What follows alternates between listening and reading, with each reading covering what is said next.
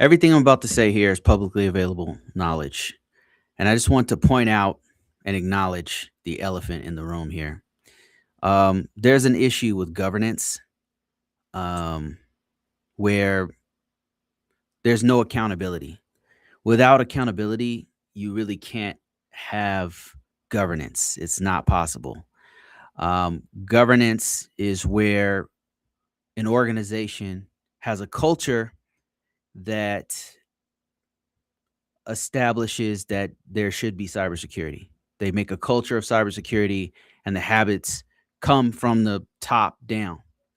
And if the people at the top are not held accountable, it it it makes for a lack of trust, and that's kind of what's happening here in these files that I'm about to show you.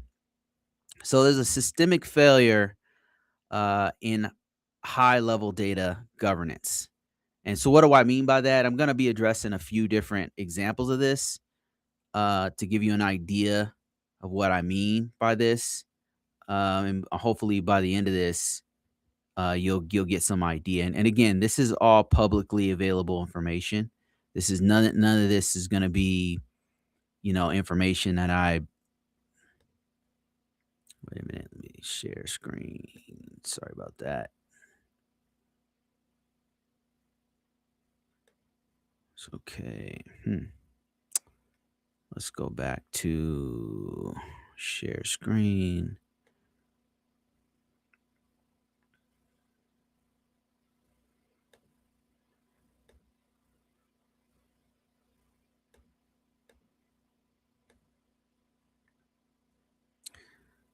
And all of these things that I'm about to show you are it's all publicly available over the last year.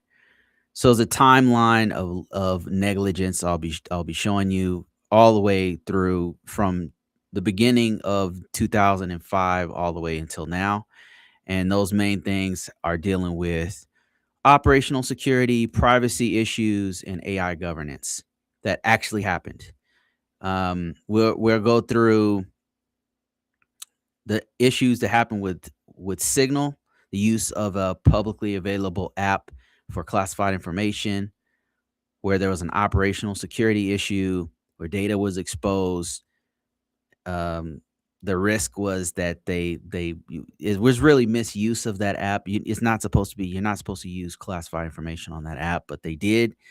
Um, and there's really no accountability for that. Then we'll talk a little bit about what recently was released. It happened last year, but recently released was where director of the CISA um, uploaded not classified information, but for FOUO, which is for official use only information, to ChatGPT, publicly available version ChatGPT, which is also not good. And especially in this day and age where we're moving towards AI, we have to be way more responsible, especially in high level organizations like the government. And on to what you're seeing in the news like every day now, as of early 2026, every single day we're hearing about these Epstein files, and we'll get into some of the security issues with that. Let's start off with the first one, Signalgate. So what happened with this? Just give you an overview. Signalgate was where the chief, the Secretary of Defense, went on to an app called Signal, and it's kind of like a WhatsApp because you can encrypt the data from end to end, like from you all the way to the other side. It's encrypted. There are issues though, and this is why we're not supposed to use it for classified information, and kind of that they fell prey to that.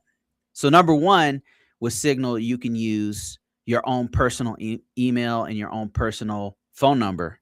That's already a problem because if your personal email or phone number is used and somebody can just publicly find that, they can just go to Google and find your all of your not phone numbers. You don't believe me? Go on the internet any search engine, type in your real government name and the state you're in, and you'll find your old addresses. You can find your if you look like first 3 pages of Google, you can find old addresses, old phone numbers, publicly available information. That stuff is leaked to the dark web. If you those same private your personal email and phone numbers, if you use those to go on PlayStation, to go into a cooking site, to log into, whatever, like fitness apps or whatever, what happens is those fitness apps and those gaming channels or whatever, they get hacked and it gets leaked to the dark web, and then your stuff is publicly available on there. So even if you don't see it on the public, like on Google or whatever, on these publicly available aggregators of private information, there still might be on the dark web. So use of your personal information to send or receive or process highly classified or highly sensitive information is already a soft target, where you're using very high level information that has a high risk associated with it. So that's one thing. Another thing is that, and then so in this one, case in point, there was a German magazine called Der Spiegel, real big magazine's been around for many years, and they were able to find the private contact details and password of the people who were involved with Signalgate, like people who released the information. So they put classified. They were using classified information. They were talking about troop movements and what types of missiles they're going to use at what time and when and where and all that kind of stuff. That stuff is classified. At the time that they used it, it was classified. Now there was no pushback on it because there was oversight. So what they did was they said, okay, we're going to investigate this. They sent an IG team and all that kind of stuff, and they're looking at it, and the Secretary of Defense wouldn't meet them in person, would not meet them in person, would not relinquish his phone where it happened. Like if it was any other person, it was me or you or a contractor or an airman or something, not only would they be fired, they'd probably be brought up on charges and maybe even go to jail. So it's serious. They would take all your stuff. Not only would they take your phone, they would take all your computer equipment and they would examine everything. So you got to ask yourself, why, in this case, didn't it happen? Why didn't any of those things happen? Not even a thorough investigation where they're not talking to the person directly. They're not taking the person's phone. Why didn't any of that stuff happen? That's the question I want you to ask yourself throughout these different issues that we're going to go through. Another issue with Signal is that if you attach it to you have it on your phone, right? If you access that Signal channel from your desktop, something happens where it will add contacts. It can inadvertently add contacts from your either your phone or your desktop. I'm not sure how it works, but that's kind of what happened to them. They were doing classified information was between the Secretary of Defense, a couple of leaders inside of intelligence agency, the vice president, talking about troop move, what they're going to do and all this kind of stuff. And there was actually accident. The only reason anybody knows about it was because they accidentally allowed a journalist inside of their group chat. And that journalist did the right thing. Like he waited for some time. He didn't leak it right when it happened. He tried to contact the White House. They didn't respond, of course. And so he went ahead and said, hey, this is what I found. This is not good, guys. Like, what if I was a spy? What if something else, and then that's how it got leaked out there. Nothing happened with this. There was major pushback, and ultimately, what have you heard from it? Nothing. I think some people got let go, but they had nothing to do with what happened because these guys were setting up their own signal and just talking to one another like it was cool. So yeah, unfortunately, no oversight, no accountability from the very top, which is a shame. And the next thing is that we'll talk about as far as focusing in on accountability is this one that recently got released. This happened like last year in summer last year, but it was recently released about the current acting director of the CISA, um, that uploaded not classified information, but for official use only information directly to ChatGPT. And the reason why you don't want to do that is because ChatGPT is a publicly available app. Like that data is that classified or not, that sensitive information is being put into the cloud that is owned by OpenAI. And they use not only that, but the LLM, you any information you give it, it uses that information to train. So now we don't know what was put in there, like what was, I guess it was contracting information, but what was in those contracting, I don't know. The fact that it was number one, the chief of the CISA, one of the most important organizations we have for cybersecurity, the front line for protecting against adversarial attacks from other countries, state-sponsored hackers, that's the guys that they battle against. The fact that the director was able to did this forced them to start using to allow temporary use of ChatGPT, publicly available ChatGPT, and then went ahead and uploaded this is disconcerting. And once again, just like the other situation, nothing came of it. There was no heads rolled. Uh, Not many questions were asked about it. I'm sure internally there was something, that came through, and it was there was transparency enough to let people know, hey, this is what would happen, which is good. But no, there was no acknowledgement that any wrongdoing, that anything happened, that there was a mishap or an accident or anything. That's really the main theme that you'll see throughout this, is that there's no accountability at all. Like there's no, like, not only do they not apologize, which is hilarious. They don't apologize at all. That's not even in the, they say, hey, I did nothing wrong. Did nothing wrong happen. In the case of the Secretary of Defense, he said, well, have the authority to declassify anything. So I basically, hey, I declassify it, right? It's declassified, therefore no wrongdoing. At the time that it happened, it they had a journalist see their plans for troop movements. So you can see how there is definitely a risk there associated with the actions of doing something you're not supposed to do. And no accountability for any of that. And for this one, same thing.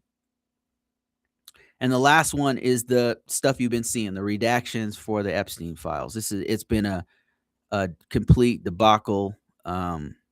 Publicly available information. I'm not revealing anything that you don't already know or have not seen 1,000 times. This is why I really don't want to cover it. But from a cybersecurity perspective, the main thing I'm seeing is that there's a lack of accountability. Obviously, there were problems here. One is visual overlays leave underlying text on the layer so that you would be able to take some of these, when they first start releasing them, you could download the PDF, upload it, you copy and paste the stuff from the PDF onto a notepad, and then you could see the text underneath. You could use other tools to see the text underneath. They were also redacting it wrong. They were uploading duplicate copies. One's redacted, or I think they're still doing it. One's redacted and one's unredacted. It's the same copy, but one is, so basically, why did you even redact it at all if one is redacted and one's not redacted? What other things? Releasing the actual victims' names. So doxing the victims, and then protecting the people who may have been co-conspirators. Which now, okay, my thing with all of these, from Signalgate, what happened to this with the Secretary of Defense, to the recently released issue with CISA, and this one, is that Governance requires accountability, and good leaders, they understand this. They understand that you have to have accountability. Um, it's important to maintain like a level of prestige and power, but that is earned by your by being above reproach, meaning not making mistakes like this. Number one, and you don't make mistakes like this by listening to your team. You know, great leaders, not just managers who are put in place. Um, Great leaders, right? And it doesn't even matter your background. You don't. The Secretary of Defense was in the military for some time, and then was a Fox News contributor, which is fine, right? That's really fine. But a great leader doesn't matter your background. If you listen to your people, right, and you respect your people enough to follow the same rules that you apply to them, then you'll be a great leader, right? Great leaders listen to their people. They establish rules. They abide by those same rules. They're not gonna do something where if I was the one who leaked that stuff on Signal Gate, I would never work for the government again. Never work for the government. Probably be fighting for my life to stay out of prison because they might be trying to bring up treason or something like that. You know, like it probably. But this person, that's the question I want you to ask yourself. Why? Why is this happening? That should be the question on your mind. Why? Right? You arrive to your own conclusions. But why is this happening? That should be the question.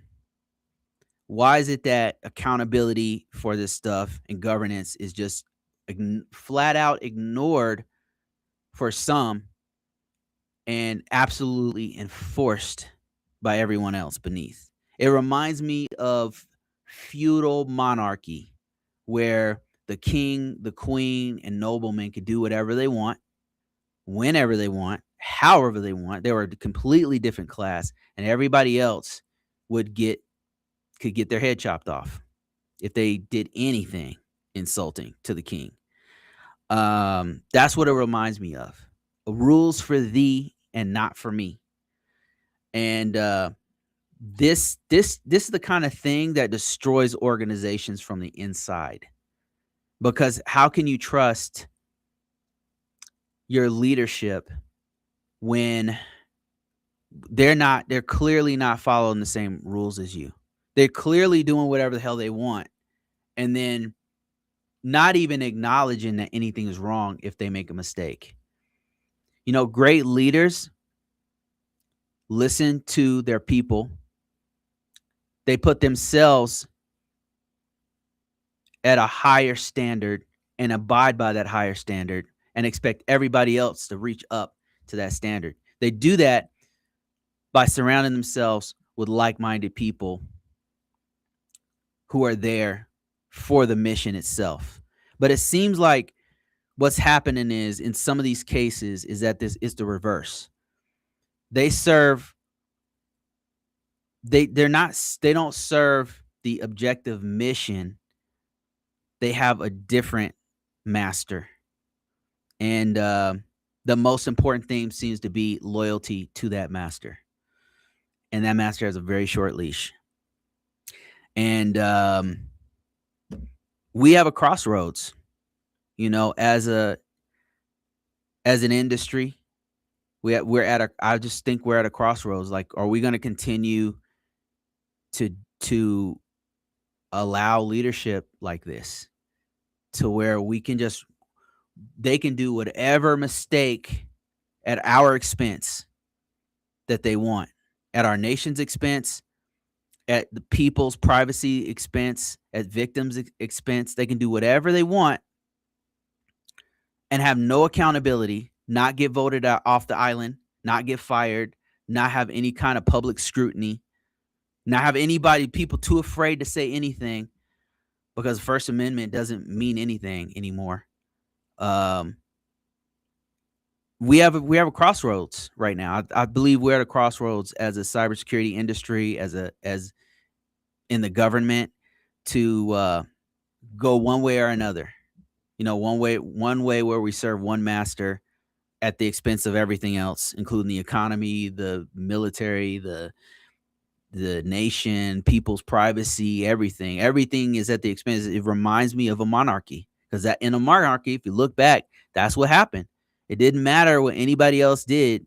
The king do whatever they want, and was held to a different standard. Yeah, so I mean that's what I wanted to say. I've been a little bit reluctant to talk about this in light of the current state of affairs and how things are going. Um, it's to the point where they're targeting people for having an opinion, and I think that we have to, where we see fit, speak out, right? And I feel like as a cybersecurity person, these are things I'm seeing. Like I'm seeing this is really bad. And the thing that stands out to me the most is the lack of accountability and the lack of, therefore, no governance. If you don't have accountability, you can't have governance without accountability, period. Governance is the culture, the culture of the organization. That's what governance is. We can inspire a culture of cybersecurity, a culture of operational security, personnel security, but that has to be done with governance. That's done within the culture of the organization. At the heart and the root of that, the key pillar of all that holds all this together is accountability. That means if somebody messes up, it doesn't mean necessarily you instantly fire the person, right? That's not what I'm saying. I'm saying that accountability means if you did something wrong, we acknowledge, number one, that something is wrong. Like, okay, we made a mistake. How can we fix it? All right, we'll make sure we don't make that mistake again. Right? And then maybe some kind of repercussions on that. That's what accountability is. Number one, point it out. But what they're doing here is saying, I didn't do anything wrong. Therefore, I don't have to apologize. There's nothing happened. Nothing to see here, folks. Keep walking. That's what they're doing. So then is what they're doing is saying there's no accountability. But let somebody underneath them do something. Somebody who's already on the fringes, somebody who they don't know where their loyalty lies or whatever, they make a mistake. Look what they're saying. Look what's happening. The lines are being divided, are being drawn out. And some people get the full extent of those rules. There was a story about a guy who served in the military, from a Jamaican guy who served in the military 20 years. Let me see if I can find it while I'm talking to you. There was a dude who served in the military for 20 years. You might even know where I'm going with this. And this guy is a Jamaican guy, Jamaican born, Jamaican, and he got a traffic violation.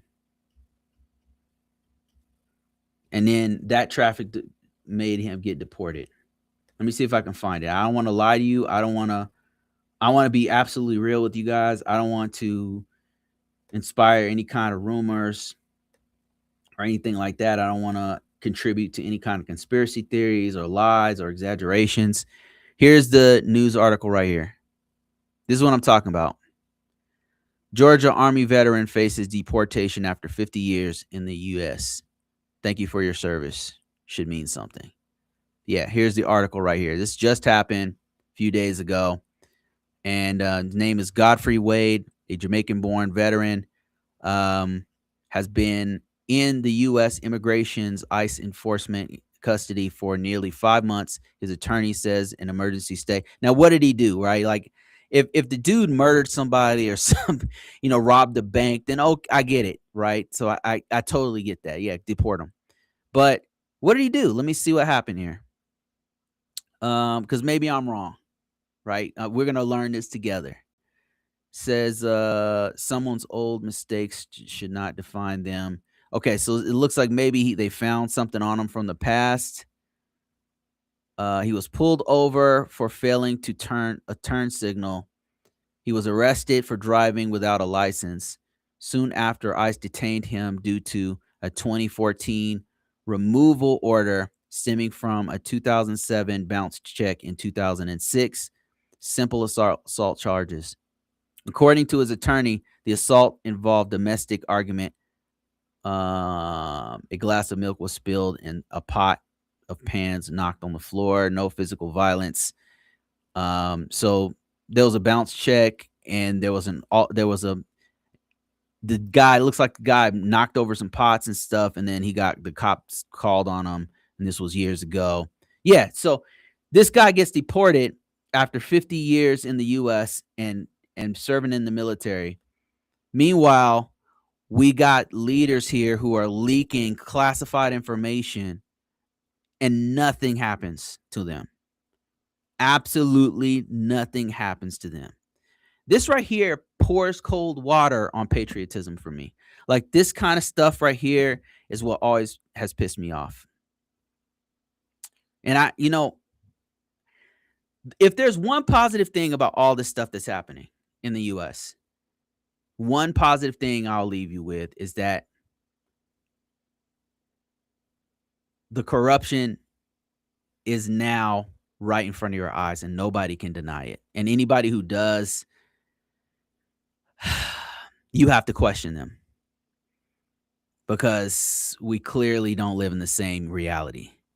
If there's anything positive, is that the corruption is coming to light, right? This stuff has been going on for years. All of this stuff's been going on for years, and now it's finally a light is shining on it, and we're at a crossroads.